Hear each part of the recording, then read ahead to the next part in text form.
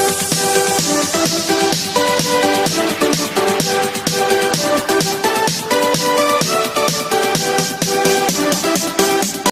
ছাত্ৰ-ছাত্ৰীসকল, সুস্বপ্নাছ ক্লাছেছলৈ মই সুস্বপ্নাই তোমালোক সকলোকে স্বাগতম জনাই আজি তোমালোকৰ বাবে মই লৈ আহিছোঁ সমাজ বিজ্ঞানৰ ভূগোল খণ্ডৰ বায়ুমণ্ডল গঠন, বায়ুৰ চাপ আৰু বায়ু প্ৰবাহ এই পাঠটিৰ তৃতীয় খণ্ড। ইতিমধ্যে আমি দুটা খণ্ড পঢ়িলোঁ।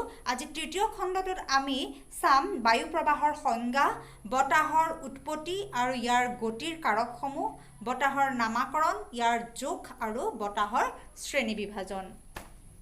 বায়ু প্ৰবাহৰ সংজ্ঞা বুলি ক'বলৈ যাওঁতে আমি বতাহ কাক বোলে আমি এটা নিজেও অনুমান কৰিব পাৰোঁ, নহয় জানো? সাধাৰণতে কি হয়, বায়ু কেতিয়াও একে অৱস্থাতে নাথাকে, স্থিৰ হৈ নাথাকে। আমি নিশ্চয় জানো যে বায়ু স্থিৰ হৈ নাথাকে। আৰু বায়ুৱে কি কৰে? বায়ুৱে যেতিয়া গতি কৰে সেই গতিকে বতাহ বোলে, নহয় জানো? বায়ুৱে গতি কৰিলে তাকে আমি কি বুলি ক'ব পাৰোঁ?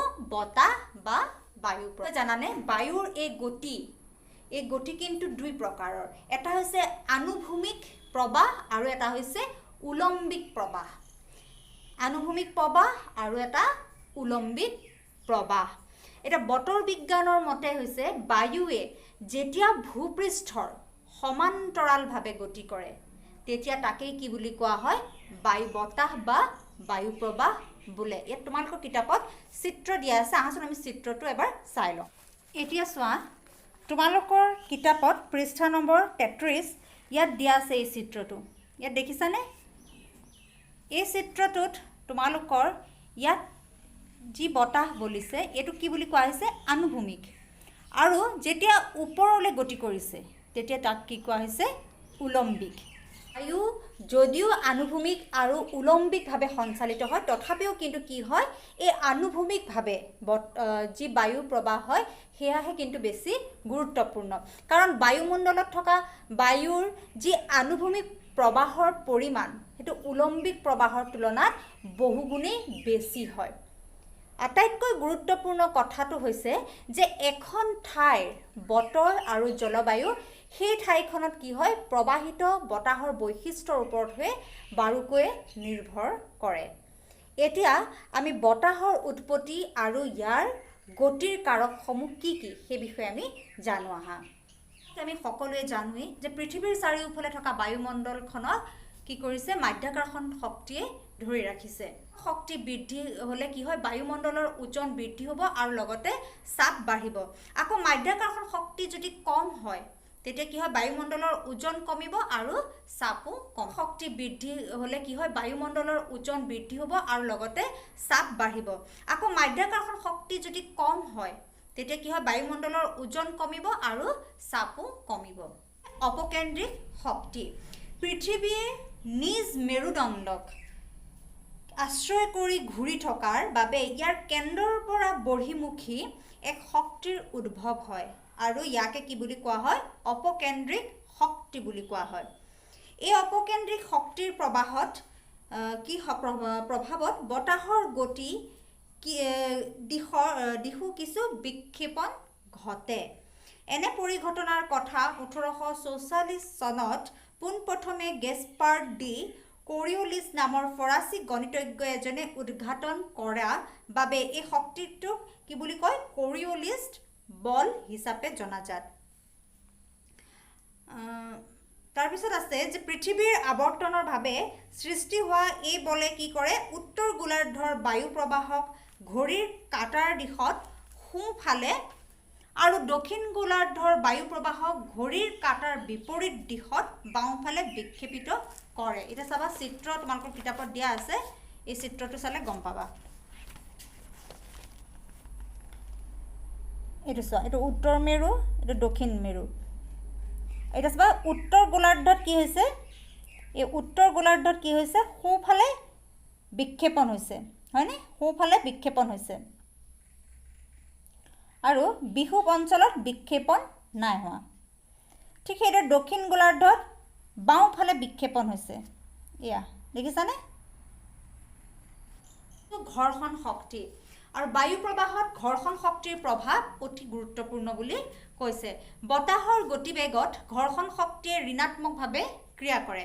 বিশেষকৈ আনুভূমিক বতাহে কেনে পৃষ্ঠৰ ওপৰেদি বলে তাৰ ওপৰতে ঘৰ্ষণ শক্তিৰ মান নিৰ্ভৰ কৰে এতিয়া চাবা যে ভূপৃষ্ঠ পৰ্বত পাহাৰ ভৈয়ামৰ খলাবমাৰে পূৰ্ণ বা গছ-গছনি সুউচ্চ অট্টালিকা আদিৰে ভৰা আমি সকলোৱে জানো এতিয়া যেতিয়া ঘৰ্ষণ শক্তি বেছি হয় তেনে পৃষ্ঠেদি কি হয় বায়ু প্ৰবাহ হলে গতিবেগ যথেষ্ট হ্ৰাস পায় আৰু সেই ভূপৃষ্ঠৰ কিছু ওপৰেদি বায়ু প্ৰবাহ হলে ঘৰ্ষণৰ মাত্ৰা যথেষ্ট হ্ৰাস পায় আৰু বতাহৰ গতিবেগো বাঢ়ে ঠিক সেইদৰে জলপৃষ্ঠ বা বৰফাবৃত ঠাইৰ ওপৰেদি বতাহ বলিলেও ইয়াৰ গতিবেগত ঘৰ্ষণ শক্তিৰ প্ৰভাৱ যথেষ্ট কম হয় কিন্তু মন কৰিবলগীয়া যে ঘৰ্ষণ শক্তিৰ বাবে যে কেৱল বতাহৰ গতিবেগ কমে এনে নহয় ইয়াৰ বাবে বতাহৰ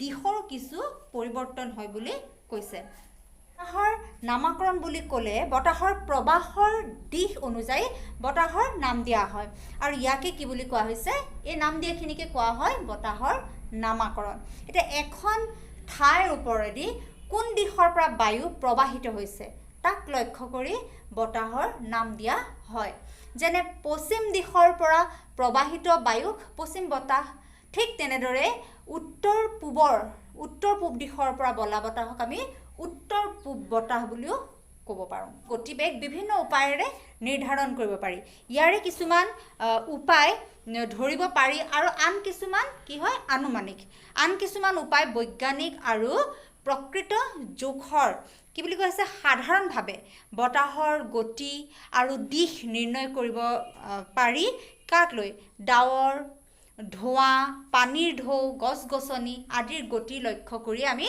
সাধাৰণতে বতাহৰ গতি দিশটো নিৰ্ণয় কৰিব পাৰোঁ বতাহৰ গতি কিলোমিটাৰত প্ৰকাশ কৰা হয় যেনে বতাহৰ গতি ঘণ্টাত 5 কিলোমিটাৰ 10 কিলোমিটাৰ 15 কিলোমিটাৰ ঠিক এনেদৰে ক'ব পাৰি বৈজ্ঞানিকভাৱে বতাহৰ যি দিশ সেই দিশ নিৰ্ণয় কৰা যন্ত্ৰটোৰ নাম কি জানানে তোমালোকে সেই যন্ত্ৰটোৰ নাম হৈছে wind vane WIND wind VANE vane অৰ্থাৎ বতাহৰ দিশ চুম্বকীয় উত্তৰ দিশৰ পৰিপ্ৰেক্ষিতত আৰু ডিগ্ৰীত প্ৰকাশ কৰা হয় এনমোমিটাৰ এনিমোগ্ৰাফ আদিৰে বতাহৰ গতিবেগ নিৰ্ধাৰণ কৰা হয় ইয়াৰ উপৰি বতাহৰ গতিবেগৰ একক নট KNOT নট এক নট মানে হ'ল ঘণ্টাত 1 নটিকেল মাইল বা ঘণ্টাত 1.854 কিলোমিটাৰ আলোকৰ কিতাপত ইয়াত বতাহৰ গতিবেগ আৰু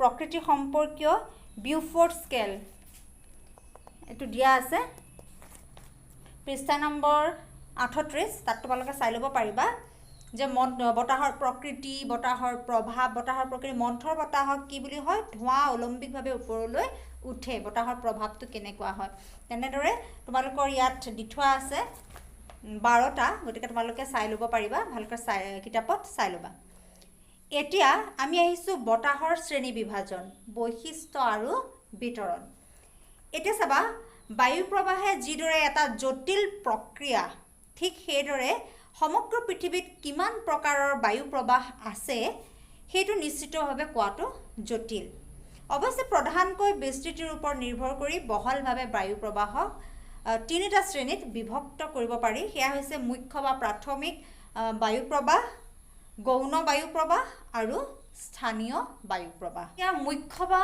প্ৰাথমিক বায়ু প্ৰবাহ বুলি ক'লে পৃথিৱী পৃষ্ঠত স্থায়ীভাৱে থকা চাপবলয়ৰ বিতৰণৰ ওপৰত নিৰ্ভৰ কৰি সমগ্ৰ পৃথিৱীজুৰি চলি থকা বতাহক মুখ্য বা প্ৰাথমিক বতাহ বোলে যেনেকৈ বাণিজ্য বতাহ পচোৱা বতাহ আৰু মেঘ প্ৰবাহ প্ৰাথমিক বতাহ ইয়াৰ পিছত আমি আহিছোঁ গৌণ বায়ু প্ৰবাহ ভূ অৱয়ৱৰ প্ৰকৃতি আৰু ভূমি জলভাগৰ বিস্তৃতিৰ বিভিন্নতা তথা আঞ্চলিক আৰু ঋতুভিত্তিক চাপ তাপৰ তাৰতম্যৰ ফলত পৃথিৱীৰ বিভিন্ন প্ৰান্তত সৃষ্টি হোৱা বায়ু প্ৰবাহবোৰক কি বুলি কোৱা হয় গৌণ বায়ু প্ৰবাহ বোলে যেনে ঘূৰ্ণীবতাহ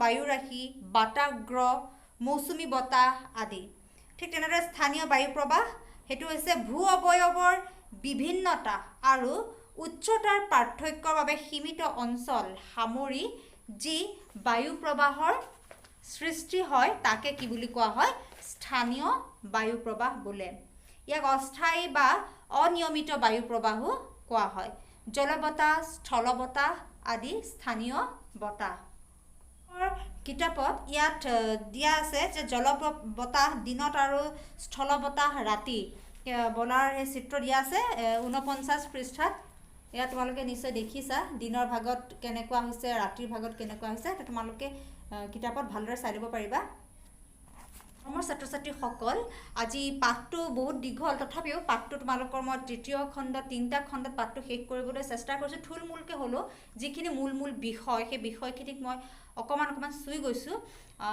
গতিকে তোমালোকে আশা কৰিছোঁ তোমালোকে অলপ চলপ হ'লেও বুজি পাইছা ইয়াৰ পিছত আমি ইয়াৰ পিছত কুৱেশ্যন আনচাৰখিনি ইয়াৰ আলোচনা কৰিম আজিলৈ ইমানেই ধন্যবাদ